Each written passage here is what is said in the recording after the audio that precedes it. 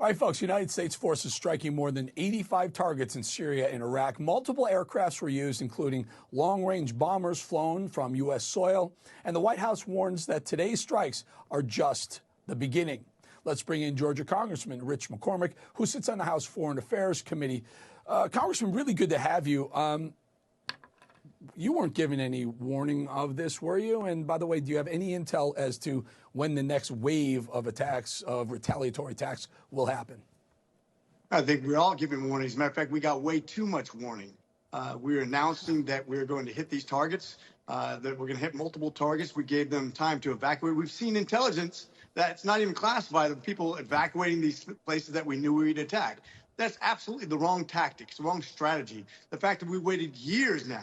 Well, we've been attacked since, I think, 2020 is when this really began. We've had hundreds of attacks just since October on multiple targets that are U.S. troops. We know where the munitions are produced. We know where they're distributed from. We know who's backing them. We haven't done a dang thing. As a matter of fact, we have allowed them access to billions of dollars to fund this proxy war against us, not just in Israel, not just in Gaza, not just in Palestine, not just in Ukraine, but all over the world, including Africa and other places. This is a bad regime that should be punished financially, economically, strategically. All options should be on the table. We should not allow them to process weapons against us without serious ramifications. Congressman, talk to us a little bit about this IRI, the Islamic Resistance in Iraq. It seems to be some sort of umbrella corporation, for lack of a better word, for all these splinter groups who just want to be kind of cohesive. Meanwhile, these are all funded by Iran. So what is this IRI? So IRI, just, you can call it doesn't matter if you're talking about Hamas or Hezbollah or the Houthis in Yemen. It doesn't matter if you're talking about Al-Qaeda or ISIS.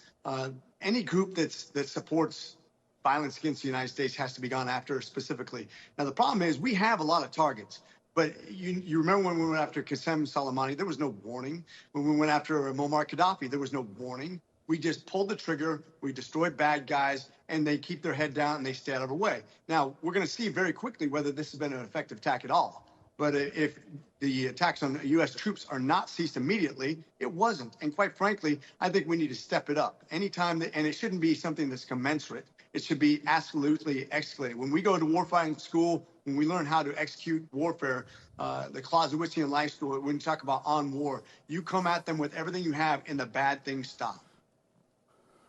You know, let me tell you, we agree with you so much. If you're going to do it, you might as well do it. This whole idea of proportionality is nonsense. Look what Israel is showing Hamas. There's no proportionality by Israel against Hamas. They're saying, we're going to get rid of you. None of this garbage of, you took 1,200 of ours, we'll take 1,200 of yours. We're going to finish you off so you don't do it again. Congressman Rich McCormick, thank you so much for joining us tonight. Semper Fi.